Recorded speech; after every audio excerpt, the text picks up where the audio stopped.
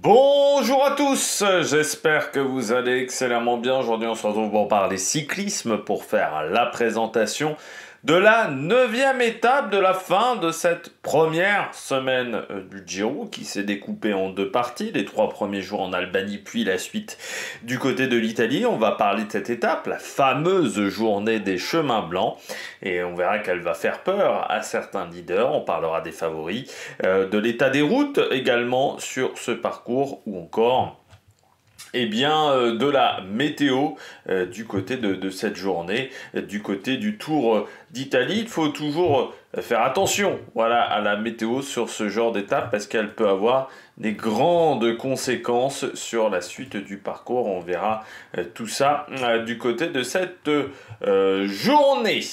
Allez, n'hésitez pas à vous abonner à la chaîne, à réagir dans les commentaires, à mettre un pouce bleu, à partager la vidéo sur les réseaux sociaux, notamment auprès de vos proches, si vous pensez que ça peut les intéresser. Si vous avez les moyens et que vous voulez soutenir mon travail, vous pouvez faire un super thanks. Ça se passe dans les commentaires. Vous pouvez également rajouter la petite cloche, comme ça vous êtes au courant des dernières vidéos qui sortent sur la chaîne. Et je remercie les gens qui font l'effort de faire un super thanks ou de cliquer rapidement sur les différentes miniatures. On commence tout de suite avec la vidéo du jour et donc cette fameuse étape numéro 9, donc étape des chemins blancs, une étape qui peut faire peur hein, du côté de cette étape des chemins blancs. Elle fait peur aux leaders, déjà parce que quand on regarde bien au départ de cette course, que ça soit Roglic, Ayuso, que l'on regarde même les leaders un petit peu plus derrière, Gaudu n'a participé que cette année, il n'a pas fini. Certes, Romain Bardet l'a déjà fait, mais peu de coureurs au départ de ce Giro ont déjà fait des Strade Bianche et surtout ont été intéressants et aux avant-postes sur les Strade Bianche, à part notamment Thomas Pidcock, deuxième derrière Pogačar. L'étape des chemins blancs, c'est toujours spectaculaire, forcément.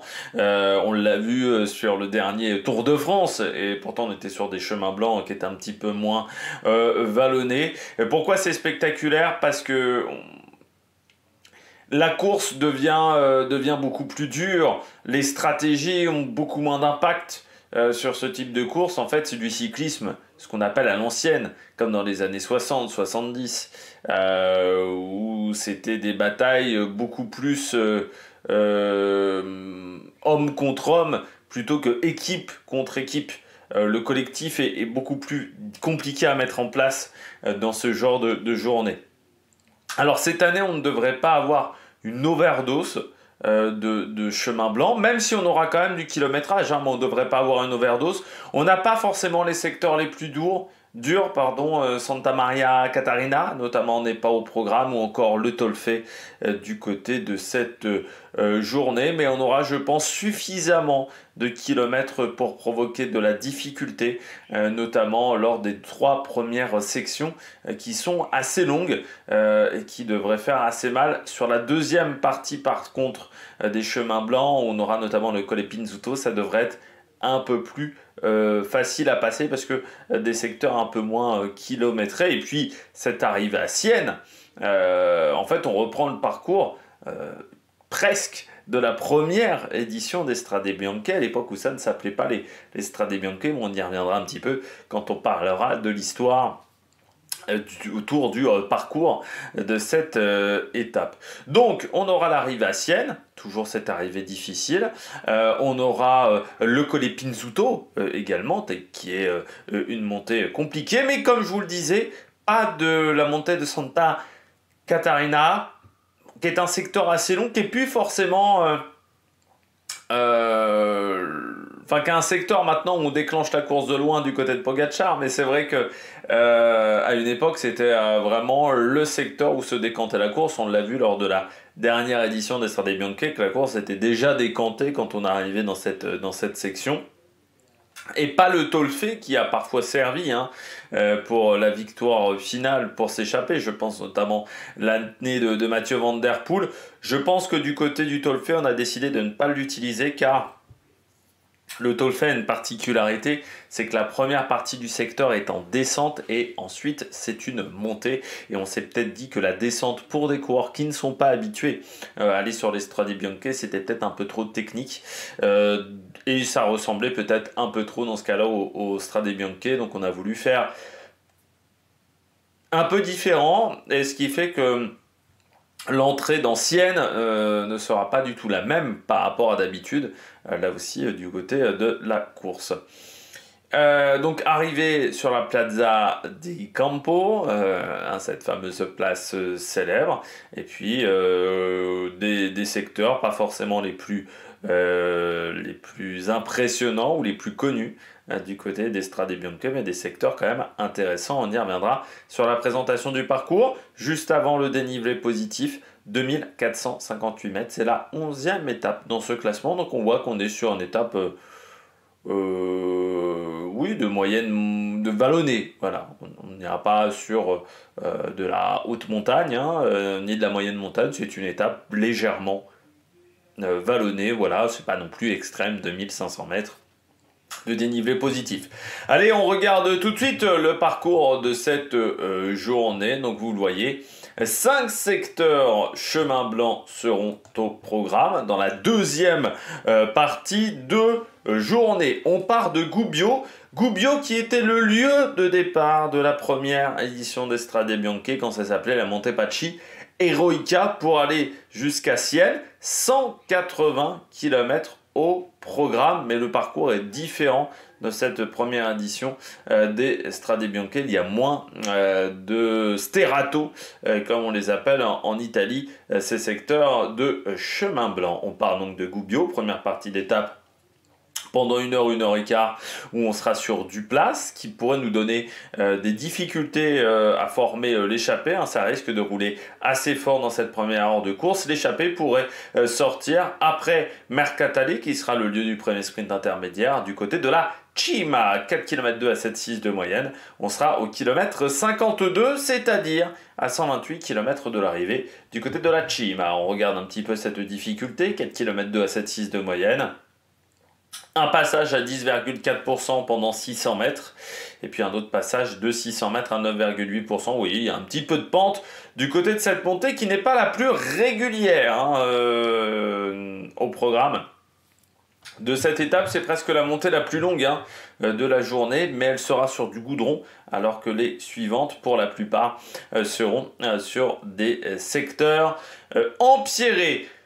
On passera à Sinalunga au kilomètre 91. On sera à ce moment-là à 90 km de l'arrivée à mi-journée pour le deuxième sprint intermédiaire avant de rentrer dans le premier secteur de la course. Le premier secteur qui est celui du Pieve e Salti. Il dure 8 km. De toute façon, les 3 premiers secteurs sont assez similaires en termes de kilométrage. L'entrée du premier secteur est à 67 km 700 de l'arrivée. Voilà, l'approche de cette première section n'est pas forcément extrêmement compliquée, on est plutôt sur des routes assez larges, comme cette première partie d'étape qui sera plutôt sur des routes larges, des routes plutôt de bonne qualité pour ce qu'on retrouve du côté de l'Italie. Il faudra juste faire attention sur la montée de la Cima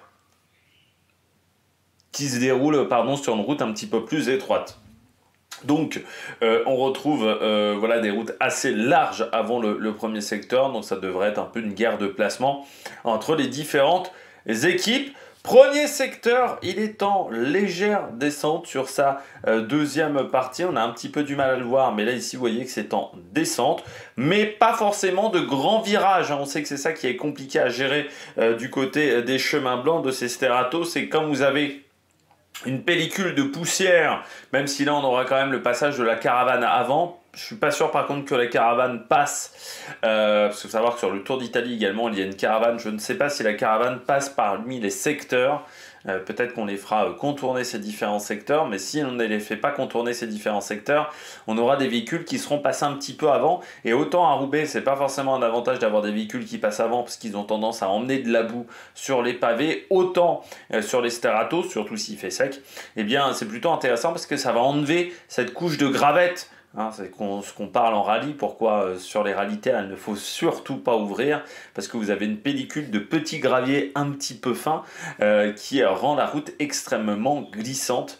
Par contre, il faudra être sur la trajectoire au niveau des roues des voitures, parce que dès que vous sortez un petit peu de cette trajectoire-là, vous retrouvez la gravette, et notamment sur les extérieurs de virage, ce qui n'est pas forcément intéressant. Donc faire attention quand même dans cette descente, mais normalement, pas de grand virage. Transition assez réduite entre les trois premiers secteurs. On aura en 25 km, 30 km, on va dire les trois premiers secteurs. Le deuxième secteur, il est assez étroit, hein, ce deuxième secteur, celui du Serra-Vallée, 9 km 300, assez étroit, peu de largeur de route par rapport au Pieve et Salti, donc il faudra faire attention du côté de ce secteur qui dure pendant 9 km. Vous voyez, le début est en bosse, puis on redescend et ensuite on a pas mal de plats. Et entre le secteur 2 et le secteur 3, bon, il n'y a quasiment rien hein, en termes d'écart. Donc la transition, il n'y aura quasiment pas de transition. Surtout qu'il faudra faire attention, c'est que l'approche du secteur 3 se fait sur des routes qui ne sont pas forcément en bon état. Le secteur 3, il est en montée, hein, comme on peut le voir. C'est le secteur qui est le plus long de cette journée, 9 km 400. Et vous voyez qu'il est en légère montée, hein, ce secteur. Et c'est pas forcément facile. Voilà, quand on a des secteurs en bosse, il faut toujours faire attention. Sortie de ce secteur au kilomètre 146. C'est-à-dire qu'on sera quand même encore à 34 km de l'arrivée. Je crois que j'ai la montée hein, de San Martino e Grania qui conclut cette section. Vous voyez une montée assez courte de 1 km mais avec 200 mètres à 13,2% de moyenne. Il faudra donc faire attention à cette fin de secteur. On redescend après San Martino e Grania pour aller récupérer les deux derniers secteurs beaucoup plus courts, hein, ces deux derniers secteurs. Le secteur numéro 4 qui sera le secteur de Monte Aparti. Là on est sur des secteurs qui sont connus hein, des Strade Bianche, Monte Aparti, Colle Pinzuto. Normalement c'est Monte Aparti, Colle Pinzuto, le Tolfe, mais on n'aura pas le Tolfe, donc ça sera deux sections assez connues. 620 mètres à 8,8% avec parfois des passages au-delà des 10% du côté de cette montée de Monte Aparti. On sera au kilomètre 160, c'est-à-dire à 20 km de l'arrivée. On enchaînera après ce Monte Aparti. L'approche, toujours faire attention à l'approche du Monte Aparti. Là, sur des routes assez ombragées, donc pas mal d'arbres. Donc parfois, on a du mal à voir les sorties de virages. Et on aura ensuite l'approche du Colle Pinzuto sur des routes qui ont vécu, on dira ça comme ça, avec parfois des nids de poules. Il faudra faire attention, le Colle Pinzuto. Ça dure un peu plus longtemps, le Pinzuto. J'ai pas le kilométrage du Pinzuto.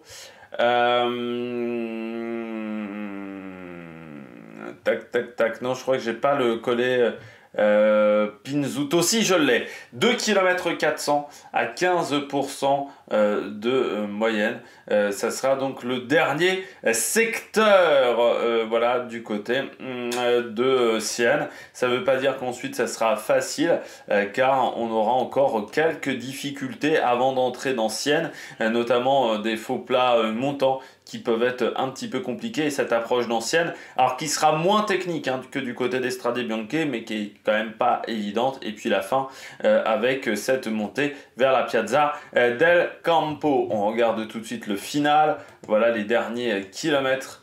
Oui, j'ai mis deux fois la même carte. Les derniers kilomètres voilà, du côté de cette étape. Donc vous voyez une approche peut-être un peu moins de gros changements de direction par rapport à ce qu'on peut retrouver du côté des Strade Bianche, où à la sortie du Tolfe déjà ça peut être un petit peu technique. Il faudra faire attention entre 4 km de l'arrivée et 2 km 600 avec ces deux épingles en descente qu'il faudra franchir. Là, on est en fait dans une sorte de rond-point, mais l'épingle est assez étroite, donc il faudra faire attention. Et puis ensuite, bien le dernier kilomètre, donc comme d'habitude, hein, vous savez, ça se resserre. On a une chicane. Ici, ça se resserre avec le passage d'une porte et puis ensuite on arrive sur des pavés. Alors ce sont des pavés très larges mais qui peuvent être un petit peu glissants. Faire attention également à ce virage là, on sait très bien que là il faut être en tête si on veut gagner la course et on est juste avant voilà, ces passages à 16% sur ces pavés qui n'ont pas forcément un excellent rendement. Et puis ensuite, c'est arrivé du côté de la Piazza del Campo avec ces deux derniers virages aux alentours de 60 mètres, 70 mètres de l'arrivée avant de franchir la ligne droite finale. C'est la même arrivée encore une fois que les Strade Bianche, donc pas de souci de ce côté-là. L'étape, donc vous voyez, on part de Gubbio pour arriver à Sienne, alors que désormais sur les Strade Bianche, on va de Sienne à Sienne en faisant une boucle hein, par le sud. Donc ça reprend le parcours hein, de la première édition, on va dire, du côté des Strade Bianche. Du côté de la météo, normalement ça devrait plutôt bien se passer, que ça soit du côté de la météo italienne ou du côté de la chaîne météo, enfin la météo utilisée par les organisateurs, hein, 3B météo. On nous annonce un petit peu de vent, on nous annonce une trentaine de km/h grand maximum, donc il faut quand même faire attention parce que sur les secteurs notamment on peut avoir des zones assez dégagées du côté de la Toscane notamment sur le premier secteur. Et puis au niveau de la pluie, les chances de pluie sont assez faibles voilà, du côté de cette étape, donc normalement pas de souci de ce côté là du côté de cette étape entre Gubbio donc et la ville de Sienne. On regarde tout de suite l'histoire autour du Tour d'Italie, mais également autour de cette étape. Alors on part de Gubbio, donc comme je le disais, Gubbio qui avait servi pour la première édition du Monte Pacci Eroica, voilà, où on partait de cette commune du côté du tour de cette course, hein, c'était bien ça. Parce que je ne me suis pas retrompé. Pour moi, c'était ça. Voilà, du côté de ce Tour d'Italie, donc Gubbio, cette ville, qui a servi également d'arrivée hein, sur certaines courses. Notamment du côté de Tirreno Adriatico. Dernière fois, c'était Raffaele Iliano en 2008 qui avait remporté cette étape numéro 2 face à Enrico Gasparotto dans une petite échappée, un sprint à deux qui s'était déroulé sur cette étape. On a vu également Björn Riis remporter une étape du Tour d'Italie dans cette ville en 89. Ou encore Giuseppe Saroni, lui avait remporté l'étape 2 de Tirreno également dans cette commune. Dans la Cima, ça sera le premier passage du Tour d'Italie dans cette montée. Pareil à San Martino Igragna et l'arrivée à Sienne, bien entendu, habituelle du côté des Strade Bianche. Ça sera quand même le 16e passage du Tour d'Italie dans cette commune, voilà, qui servira donc d'arrivée du côté de ce tour, de cette étape, pardon, du Tour d'Italie, donc qui est habituel avec l'arrivée des Strade Bianche, remportée notamment par Vollering et Pogačar lors de la dernière édition, qui arrive donc depuis même sa première édition du côté de Sienne, puisque dès la première édition de la Monte Pacci Eroica, eh bien on arrivait déjà du côté de Sienne, autant la ville de départ n'était pas la même, mais la ville d'arrivée, elle, était similaire. Et du côté de cette première édition des Monte Pacci Eroica, donc les Strade Bianche, à l'époque on était en 2007, course qu'on avait décidé de créer du côté d'RCS. À l'époque c'était en octobre, c'était pour apporter une course différente dans ces semi-classiques italiennes hein, habituelles de fin de saison. Et les organisateurs qui avaient tout fait pour attirer Paolo Bettini, sauf que Paolo Bettini était voilà, un petit peu fatigué après son titre de champion du monde à Stuttgart, donc il avait été dans la voiture, dans une des voitures suiveuses, mais il n'avait pas participé à la course. Par contre, le vice-champion du monde à l'époque, c'était Koloknev, qui lui avait décidé de participer à cette course. À l'époque, il y avait déjà 60 km de secteur de Sterato sur 180 km de course. Et une échappée s'était assez vite constituée. Échappée avec Eros Capecchi, Marcus Lundqvist du côté de la Liquigas. On avait également Benitez, Emanuele Mori du côté de la Saunier Duval, José Enrique Gutiérrez, on avait Hermeti Golser, Serrano, Kalilov et Spadi du côté de la Ceramica, et donc on avait Koloknev qui servait un petit peu de chien de garde pour les frères Schleck sur cette course. L'échappée qui va prendre 6 minutes d'avance. À ce moment-là, les mecs se disent on peut jouer la gagne. Et dans l'avant-dernier ou avant-avant-dernier, l'antépénultième secteur pavé, eh bien Koloknev décide de sortir à 20 km de l'arrivée et personne n'arrive à le suivre et il arrivera donc à s'imposer en solitaire du côté de la Piazza del Campo, même si sur la fin tu sens que le coup de pédale n'était pas aussi frais. Derrière dans le peloton, eh bien on s'est fait avoir du côté de cette journée. On n'a pas réussi à s'imposer. C'était pas du... Oui, je vous ai dit une bêtise, c'était à Gaiole. Et pas, ça ressemblait, je me souvenais, les noms de la commune, c'était à Gaiole et pas à Gubbio. Voilà, j'ai fait une petite confondite. Le départ de cette première édition des Strade Bianche, où à l'époque il n'était pas une course World Tour, et les premières éditions en partaient de cette commune parce qu'il faut attendre 2011 je crois, ou 2012, pour que la ville, pour qu'on parte de Sienne et qu'on revienne à Sienne. Hein. Sur les premières éditions, on partait de Gaiole Chianti pour aller du côté de Sienne. C'était pas une boucle autour de Sienne du côté de cette course. Voilà, pas grand chose d'autre à dire sur cette première édition où Koloknev donc s'était imposé devant j'ai oublié de mettre le classement de cette première édition de Strade Bianche, mais il y avait Koloknev voilà, qui avait réussi à faire un très très bon résultat. Peut-être que je vais retrouver voilà, là-dessus le différent classement. Il s'était imposé devant Lundqvist du côté de la CSC. Donc oui, il y avait Koloknev et Lundqvist, et Kalilov du côté de la Ceramica qui avait pris la 3e place devant Mori, Gutiérrez, Benitez.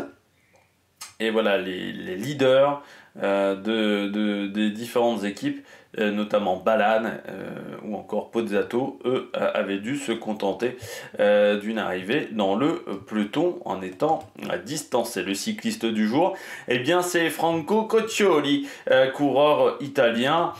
Franco Coccioli, il est né pas très loin de la zone d'arrivée, à Castelfranco di Sopra. Coureur italien dans les années 80, au tout début des années 90, vainqueur d'un Giro, c'était en 1991, où il avait battu Capucci et Lelli. Ça avait été un Giro très italien. L'année où Eric Boyer fait top 10 du côté de ce Tour d'Italie. Hein. Eric Boyer qu'on a connu ensuite comme manager de la Cofidis pendant 7-8 ans à l'époque, et qui voilà, avait réussi à obtenir un très très bon résultat sur ce Tour d'Italie. C'est même plus sur le Tour d'Italie que sur le Tour de France qu'il avait obtenu ses meilleurs résultats. Et Éric Boyer, il avait notamment porté le maillot rose, Éric Boyer, sur le Tour d'Italie. Coccioli, donc vainqueur également de cette étape du Tour d'Italie, d'une étape du Tour de France, de la bicyclette basque.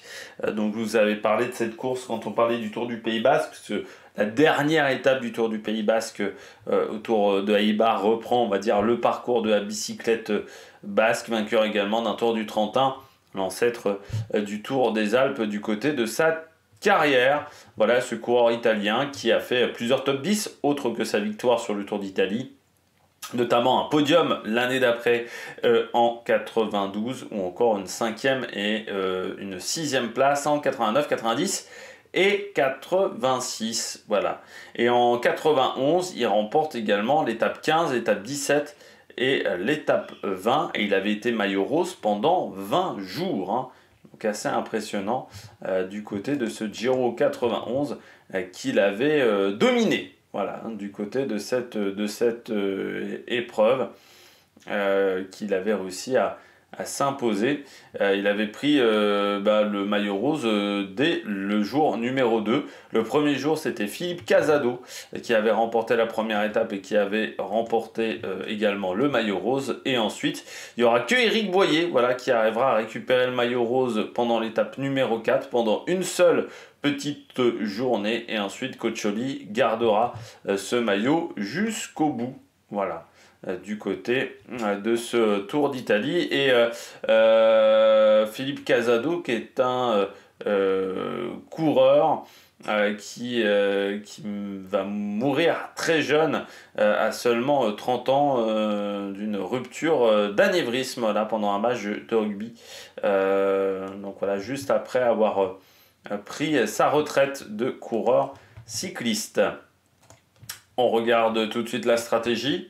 Je pense qu'on aura une échappée qui mettra peut-être un petit peu de temps à se former, parce que beaucoup de coureurs voudront partir dans l'échappée, voudront avoir un temps d'avance, mais avec cette première partie de course sur le plat, ça va peut-être pas forcément être évident. Donc c'est là où on va voir, il va falloir être solide, il faudra peut-être pas forcément aller dans la première attaque, mais je pense que pas mal d'équipes savent que ça peut aller au bout, donc il y aura une vraie réflexion, hein, du côté des différentes formations pour aller au bout. Et ça risque donc d'être une sacrée bagarre. Voilà. Et je pense que qu'on aura... C'est difficile à dire. Je pense qu'il y aura une belle bagarre entre échappée et peloton. Moi, je mettrais quand même vainqueur dans le peloton. Mais ça va quand même pas être facile. Voilà. Parce que je me dis qu'il y a certains coureurs qui vont essayer de piéger Roglic en se disant qu'il va pas être à l'aise. Donc, je pense que ça va rouler vite. Mais il faudra faire attention. Du côté de mes favoris, je mets Pidcock. Voilà, Pidcock, parce que sur ce terrain-là, on l'a vu, hein, c'est le meilleur derrière Pogacar. Autant vous dire que là, il n'y a pas Pogacar au départ. Donc je mettrai quand même bien Pidcock. Je mettrai Van Aert. Même s'il ne semble pas incroyable, Van Aert. Je me dis que sur ce type de terrain-là, il n'y a pas forcément d'adversaire, qu'il a déjà été performant sur cette épreuve. Que les secteurs on a moins de kilométrage de secteurs en pied, donc ça peut favoriser quand même un peu plus les Flandriens que d'habitude. Je mets quand même Davide Formolo parce qu'il a déjà été bon sur l'Estrade Bianche et c'est un coureur qui peut être très performant, notamment si on est dans un petit groupe à Sienne, pas forcément hyper suivi, il pourrait peut-être prendre l'échappée aussi. Et puis en grosse cote, Nicolas Prodhomme, mais qui avait été bon sur une Classica Rennes-Parisor, avec des secteurs empirés aussi, donc il faudra s'en méfier. Programme télé, départ à 13h06, le premier sprint intermédiaire, ça sera entre 14h02 et 14h07.